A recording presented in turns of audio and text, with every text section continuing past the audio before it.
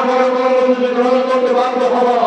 আমরা বসে থাকবো না, আমাদের অধিকার আমরা মেনে নেব। কিভাবে মেনে নিতে হয় তা আমরা ভালো করে জানি।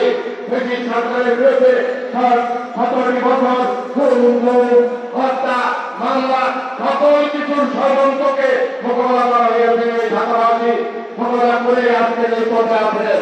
তাদের ব্রিটিশ সরকারকে আমরা জবাব দিয়েছি। অতএব আমাদের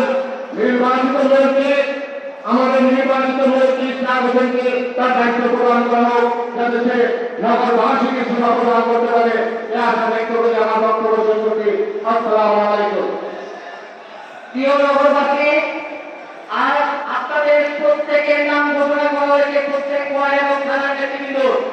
আপনাদের জন্য আয়োজনের ব্যবস্থা করা হয়েছে।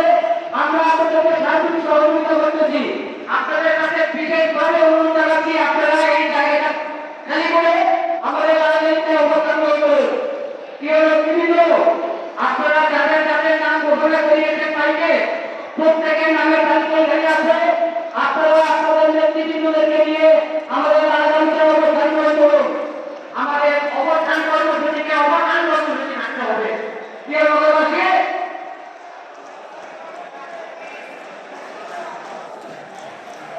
এই পর্যায়ে আমাদের মাঝে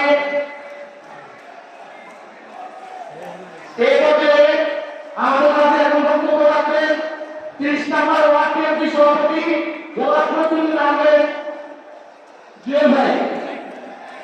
বিসমিল্লাহির রহমানির রহিম। 1971 সাল সারা বাংলাদেশের মানুষ যখন একটি স্বাধীনতার চেতনায় দেশকে স্বাধীন করার লক্ষ্যে যুদ্ধে ঝাঁপিয়ে পড়ার প্রস্তুতি নিয়েছিল, তখন আপনারা জানেন বাংলার ভাগ সেই মুক্তিযুদ্ধের মুক্তিযোদ্ধা গেরিলা যোদ্ধা আমাদের নেতা জনাব সাদেক হোসেন খোকা তার জীবন বাঁচিয়ে রেখে এই সমস্ত যুদ্ধে নেমেছিলেন এবং যুদ্ধে জয়লাভ করে গড়েছিলেন। আপনারা জানেন তারই ছিল প্রশংসা জনাব ইঞ্জিনিয়ার ইসলাম। বেশি সরকারের সময় নির্বাচনে আপনারা জানেন সেই নির্বাচনে জনতার লাইনে জনতাকে জনতার মেয়র হিসাবে ঘোষণা করেছিল। কিন্তু বিষয় সেই ইঞ্জিনিয়ার ইসলামকে ঘোষণা করে বেশি সরকারের মেয়রকে মেয়র হিসাবে নির্বাচিত করেছিল। কিন্তু আমরা জানতেন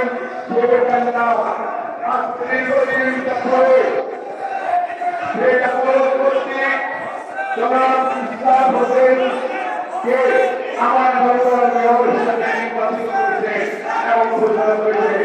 কিন্তু অত্যন্ত মনোরমের বিষয়, অত্যন্ত পরিণামের বিষয়, সেই সালের হোসেন প্রধান, বীর সালের হোসেন প্রধান, বীর মুক্তিযোদ্ধা সালের হোসেন প্রধান সন্তানকে আজকে তার সেই সকল অনুষ্ঠান না করে দিয়ে তাকে জনতার আড়ালে রেখে আমারও সে ষড়যন্ত্রে লিপ্ত হয়েছে। আমি স্পষ্ট বলতে চাই, আজকে ঢাকা মহানগর দক্ষিণের প্রত্যেকটি এলাকা আজকে বিগ্রহ রাষ্ট্রে পরিণত হয়েছে। জনমানুষের সরকারের কোনো কাজ হচ্ছে না, প্রশাসন নিয়ে কোনো কাজ হতে পারে না। আপনারা জানেন আজকে কিভাবে দেশের সম্পদ দেখা গিয়েছে, আজকে প্রশাসন দেখা গিয়েছে। প্রতিটি অলিগলিতে বৃষ্টি হলে নেমে আসে দুর্ভোগ, নানা পরিমাণ বাড়িতে মানুষের যে নিরাপত্তা সেটা লিপ্ত হয়েছে। অতএব স্পষ্ট করে বলতে চাই, অচিরে জনাব বীর মুক্তিযোদ্ধা সাদেক হোসেন প্রধান ছেলে জনাব ইসলাম হোসেনকে সর্বপ্রাপ্য লাভ করা, অন্যথায় সারা বাংলাদেশের মানুষকে নিয়ে বাংলাদেশ জাতীয়বাদী দলের প্রতিটি নেতা কর্মীকে নিয়ে আমরা এই নগর ভবন খেলা করবো, উপস্থানের বাড়ি খেলা করবো। অচিরে তাকে সমস্ত করে খোলা হয়ে বাংলাদেশ জিন্দাবাদ, বাংলাদেশ জাতীয়বাদী দল জিন্দাবাদ, দেশের এবং ভারতের জিন্দাবাদ, তারেক রহমান জিন্দাবাদ জিন্দাবাদ জিন্দাবাদ। আমাদের মাঝে উপস্থিত রয়েছেন ঢাকা মহানগর দক্ষিণ শরীফপুরের বিপ্লবী আহ্বায়ক জনাব সুমন ভূঁইয়া। আমাদের মাঝে উপস্থিত রয়েছেন ঢাকা মহানগর দক্ষিণ ছাত্রদলের বিপ্লবী সাধারণ